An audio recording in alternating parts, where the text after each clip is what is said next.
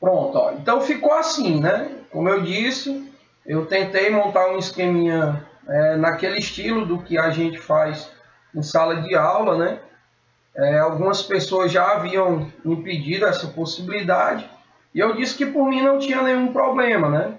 O fato de estar fazendo naquele outro formato é porque talvez ficasse mais dinâmico, né? Sei lá, bonitinho, mas de boa. Assim também eu acredito que fica até num foco mais bacana do que a gente tinha lá da outra vez, tá bom? Deixa eu só mudar aqui a cor da minha canetinha aqui, cadê? Vou botar aqui meu marca-texto. Vamos tirar essa cor amarela, vou colocar a cor verde, tá? Nós vamos começar aqui. Galera, assim, na sequência, vocês vão de lembrar que nas nossas aulas anteriores, a gente começou a falar sobre a relação da geografia com o estudo populacional, né? A gente viu que o nome desse estudo é o estudo da dinâmica demográfica, onde ele apresenta uma série de transformações da população de um determinado lugar em um determinado período de tempo. E a gente falou também sobre a diferença entre um país populoso e um país povoado. Lembrando que país populoso é a mesma menção que eu faço à população absoluta, é o total, né, de pessoas que vivem naquele local, e o de população relativa seria o povoado, ou seja, eu pegar uma quantidade de pessoas, distribuir pelo território e ver a quantidade dessas pessoas que ficaram em uma determinada área. Então, quando eu tenho muitas pessoas distribuídas dentro daquele território, eu digo que ele é muito povoado. Agora, quando pouquíssimas pessoas ficam dentro dessa área, aí eu digo que ele é menos povoado, né? Tá certo? Então, foi isso que a gente falou. E nós conversamos também que alguns países, eles possuem, na verdade, historicamente, né? Essas regiões, elas existem fatores para que essa concentração de pessoas em um determinado lugar, ele seja maior ou menor. Então a gente viu que o próprio contexto histórico, a gente viu que o desenvolvimento das atividades econômicas, a gente viu que a disponibilidade, tanto de recursos naturais, como a água, o alimento, a gente viu as questões climáticas, né? Então todos esses são fatores determinantes para atrair pessoas para uma determinada área, como também expulsá-las daquela área, né? Tá certo? Hoje nós vamos chegar na fala sobre as teorias populacionais. Alex, como assim? Ó? Vai existir um momento, quando você estiver dando uma olhada aí no seu livro, que ele vai destacar que o crescimento populacional ele chegou a ser muito intenso. Alex, por que você já não falou sobre isso antes de chegar aqui nessas teorias? Porque na próxima aula, tirando essa da atividade, nós vamos estudar o gráfico da transição demográfica. Aí vocês vão conseguir perceber mais bacana como que funciona. Por enquanto, eu quero que vocês percebam, né, na sequência do que a gente estudou, que existe uma série de teorias ligadas a esse estudo da população que tentam alertar para esse crescimento populacional. Ou seja, nós vamos ter um crescimento da população mundial em um ritmo bem acelerado. Aí vai aparecer uma série de pensadores, uma série de teorias que vão começar a alertar para esse crescimento desordenado, tá certo?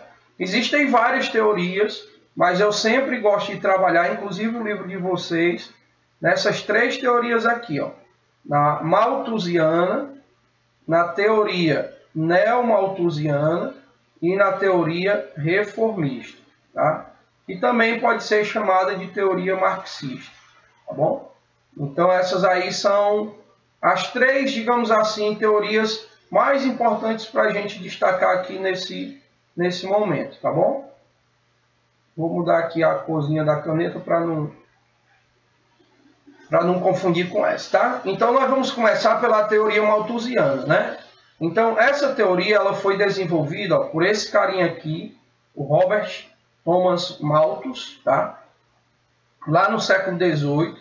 Então, quando esse rapaz ele começa a perceber que o crescimento da população estava meio que acelerado, né, digamos assim, ele vai criar uma teoria onde a principal defesa da sua teoria era que o crescimento da população ela ia num ritmo muito elevado e a produção de alimentos em um ritmo muito baixo. Então percebe o que eu destaquei aqui, ó. Então tá aqui o nome do carinha, né?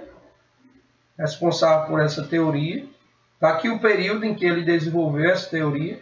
Então ele vai defender o quê, ó? Ele vai defender que a produção de alimentos ele crescia em um ritmo menor, ó, alimentos em um ritmo menor que o crescimento da população. Ou seja, em outras palavras, o crescimento da população mundial estava em um índice, né, em um nível muito elevado, enquanto a produção de alimentos estava em um nível ou em um crescimento muito baixo. Ele, inclusive, como Malthus era economista, ele usou o termo PA, progressão aritmética, e PG, progressão geométrica, para definir esses pontos, né? Vocês sabem, acredito que estudaram muito bem isso com os nossos professores de matemática, que a progressão aritmética seria 1, 2, 3, 4, e a progressão geométrica você vai do 1 para o 2, do 2 para o 4, do 4 para o 8 e assim sucessivamente. Então a progressão geométrica ela é um nível de crescimento mais alto e a progressão aritmética em um nível mais baixo. Então, ó, produção de alimentos em um ritmo menor e o crescimento populacional em um ritmo mais elevado. Então isso faria, é óbvio, né, que se não houvesse um controle desse crescimento populacional, poderia gerar um colapso alimentar no futuro, né? Então o Malthus ele vai sugerir, tá, galera? Preste bem atenção nessa palavrinha, porque a outra teoria que a gente vai estudar, ela chega a obrigar. O Malthus não, ele vai sugerir que os países onde esse crescimento era mais elevado, eles chegassem a propor, né, políticas de planejamento familiar, como, por exemplo, a adoção de métodos anticoncepcionais, né, limitar a quantidade de filhos por família, entendeu? Então, uma série de políticas poderiam ser adotadas para que esse crescimento ele fosse reduzido, né, ele fosse minimizado. Então, ele sugeriu uma série de propostas, estou falando duas, no livro, se eu não me engano, tem mais, mas essas duas são bem importantes, que era determinar uma quantidade de filhos por família e também a distribuição, né, para que as pessoas pudessem aderir aos métodos anticoncepcionais. Por quê? Segundo essa teoria malthusiana, né, do Robert Malthus ou do Thomas Malthus, ele vai dizer que se não houver esse equilíbrio, se o crescimento populacional continuar muito elevado, ó, como eu coloquei nessa figurinha que inclusive está no livro, ó, tá vendo? Esse aqui é a linha do crescimento da população e essa aqui é da produção de alimentos, ó. Então você consegue perceber que o da população é um ritmo mais alto, né? Então, se não houvesse esse controle, isso iria gerar no futuro um colapso alimentar, ou seja, você teria muitas pessoas e a produção de alimentos, infelizmente, não conseguiria abastecer todo esse povo, tá? Então, fica bem esperto nessa teoria malthusiana, onde o Malthus ele vai destacar esse ponto, tá? Eu vou dar só uma dica aqui para vocês também, galera, aí fique esperto, ó. A maioria das questões, quando falam sobre essa teoria malthusiana, eles sempre fazem esse paralelo entre a produção de alimentos e o crescimento populacional. Então, para você não esquecer, para você não confundir, tipo, chega lá na hora da prova, eu pensei que o crescimento da população era PA e a produção de alimentos era PG. É só você se ligar nisso aqui, ó. PA de progressão aritmética é o mesmo A de alimentos, ó. Se liga? Tá certo? E o PG é a mesma coisa de gente que está ligada à população. Então fica uma dicasinha aí para ver se você lembra, tá? Então PA, que é a progressão mais lenta, ligada a A de alimentos. E o PG, que é a progressão mais alta, ligada a gente, pessoas, população. Tá bom? Então, resumidamente, são esses os pontos que vocês precisam considerar quando a fala for sobre a teoria malthusiana, tá? Ela foi desenvolvida pelo economista Thomas Malthus no século XVIII e ele defendia que havia, né, uma produção de alimentos menor, enquanto o crescimento populacional estava em um ritmo muito acelerado. O que ele chamou, associou a produção de alimentos à progressão aritmética e o crescimento populacional à progressão geométrica. Tá?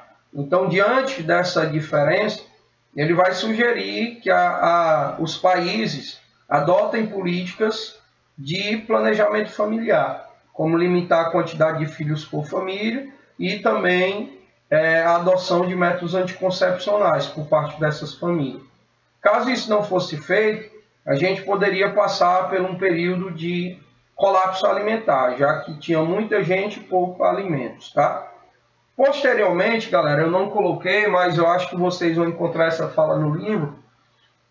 Essa teoria do Malthus, ela vai entrar um pouco na descrença, porque ficou comprovado que, na verdade, a produção de alimentos mundial ela era muito elevada também. Né? Calcula-se que a quantidade de alimentos produzidos no mundo ele chegaria a abastecer até quase 2 vezes, mais de 2 vezes, a população mundial. O problema não estava na produção, o problema estava na distribuição desses alimentos. Ou seja, você tinha muitos alimentos, mas eles tendiam, né, de certa forma, a chegar naqueles locais que já possuíam esses alimentos. Então, algumas regiões, como por exemplo a África e alguns países da Ásia, você tinha uma certa carência, né? Chegava pouco. Então, o problema não era a produção em si, o problema era a distribuição desses alimentos, tá bom? Então, fica aí a dica em relação à teoria malthusiana, beleza? A segunda teoria é a neomalthusiana, né? Então, como eu disse para vocês, a teoria malthusiana, do Malthus, ela vai entrar um pouco na descrença por conta desse discurso, né? Que a produção de alimentos não era baixa, o problema era distribuir.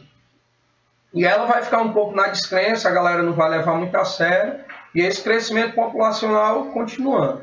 Aí vai surgir, né, principalmente lá no século XX, uma teoria, ficou conhecida como neomalthusiana.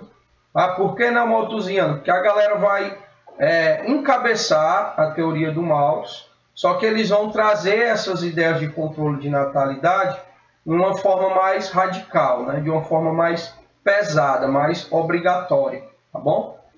Antes que eu esqueça, ó, esse senhorzinho aqui é o Robert Malthus, tá? Beleza?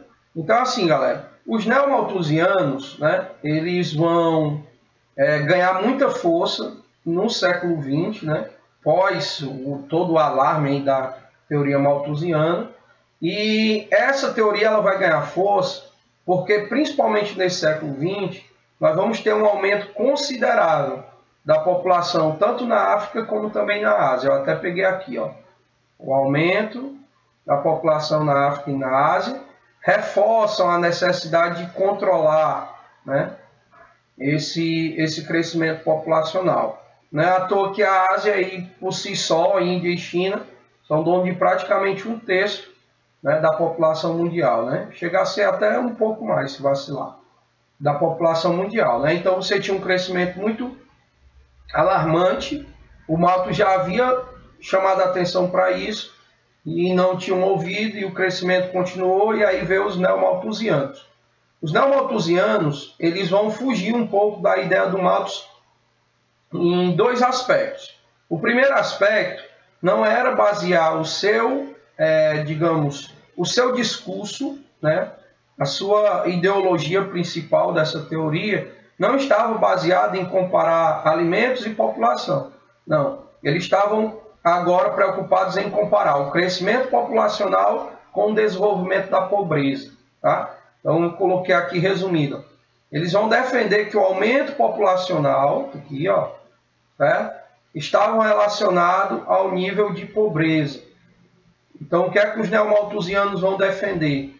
Eles vão defender que todo país que tem um crescimento populacional elevado, consequentemente, vai ter um problema, né, com a sua economia. Por quê? Porque serão mais pessoas para você atender, serão mais pessoas para você investir, em educação, em saúde, em segurança, né? Então eles acabam defendendo nessa linha, que todo país com um grande crescimento populacional tende, consequentemente, a ser pobre, tá? Porque você vai ter a sua economia, mas essa economia ela vai ser destinada a muita gente, então acaba que prejudicando o crescimento econômico do país. Então o discurso dos neomalthusianos é nessa linha. Grande população gera também altos níveis de pobreza, tá? É o discurso deles. E aí o outro ponto que eles vão se diferenciar é que enquanto o Malthus ele sugeria as políticas de controle populacional, os neomalthusianos vão obrigar essas políticas de controle populacional, de taxa de natalidade. Em muitos países, vou citar aqui principalmente os Estados Unidos e a China, foram grandes adeptos dessas políticas neomalthusianas. E dentro dessas políticas existia uma série de absurdos, né? Eu até citei aqui só uma, que é a política do filho único, né? Então, alguns países, e aí o mais famoso foi a China, que durante praticamente 50 anos, né, tinha essa política muito forte. Tá aqui até um cartaz que eu peguei do livro, ó, e destacava essa política do filho único, né? Ou seja, a família ela só poderia ter um único filho. Caso ela viesse ter um segundo filho, o Estado não arcaria com as despesas dessa segunda criança, entendeu? Então, como nós estamos falando de países onde o Estado atua com muita força, né, dentro desses setores, seria praticamente impossível você ter um segundo filho e criar por conta própria. Então, tipo, essa segunda criança não poderia ser matriculada em escolas, não poderia usar transporte público, não poderia utilizar hospitais públicos. E aí nós estamos falando de países, como por exemplo a China, que todos esses mecanismos, todos esses setores são públicos. Então, como que você iria criar essa criança, né? Meio complicado. Mas existe uma série de outras políticas também meio perturbadoras, defendidas pelos neomalthusianos, como a obrigatoriedade do uso de métodos anticoncepcionais, como as políticas de castração. Isso mesmo, pegava lá o coleguinha do colega, ó, certo? Cortava as vias, né, por onde os pequenininhos passavam para gerar filhos. Então existe uma série de absurdos, e absurdos esses que foram sim utilizados por vários países. Estados Unidos foi um deles e a China também foi um desses, né? A China ficou mais famosa por conta da política do filho único. Alex, na China ainda hoje é assim? Não. Se não me falha a memória, em 2018 ou 2019, acho que foi 2018, ou até um pouco antes, a China acabou com essa política, tá? Por quê? Porque a sua população está muito velha, por conta dessa baixa natalidade, e hoje acontece o inverso. O governo chinês já está incentivando essa natalidade, claro que controlando, mas ele está incentivando essa natalidade para que possa haver uma reposição dessa população, tá certo? Então essa teoria aí é a teoria neomalthusiana, que a gente acabou de ver aí os principais pontos. E por último, nós temos a teoria reformista, que também pode ser chamada de teoria marxista, porque foi baseada nas ideologias do Karl Marx, né? Então o que acontece? Essa teoria a gente tem que ver principalmente, ó, que ela é utilizada, né, principalmente para contrariar a teoria neomalthusiana. Então, na verdade, o que a teoria reformista faz é tentar desmentir, contrariar essa teoria neomalthusiana. Por quê? Para eles é exatamente o inverso. Não é o crescimento da população que gera pobreza. Para os reformistas, é a pobreza que gera essa elevada população. Aqui, ó. Defendia que a pobreza é responsável pelo crescimento populacional. Tá? Então, entenda. Enquanto os neomalthusianos defendiam que todos aqueles com uma população elevada se tornariam pobres, os reformistas dizem o contrário, que é exatamente a pobreza no país que gera essa alta natalidade, certo?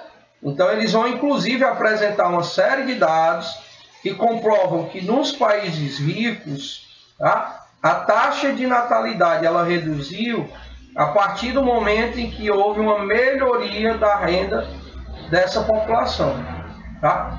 E hoje a gente pode comprovar isso, né? Hoje os números comprovam que os altos índices de natalidade, eles acontecem principalmente em famílias de baixa renda.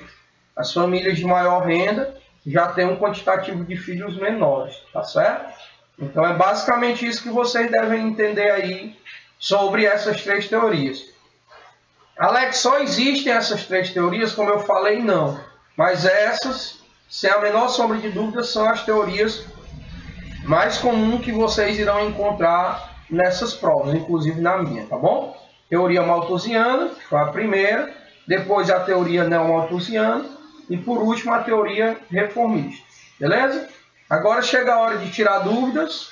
Se vocês tiverem alguma dúvida, por favor, fiquem à vontade, tá? Vou só voltar aqui para o slide, a minha tela inicial.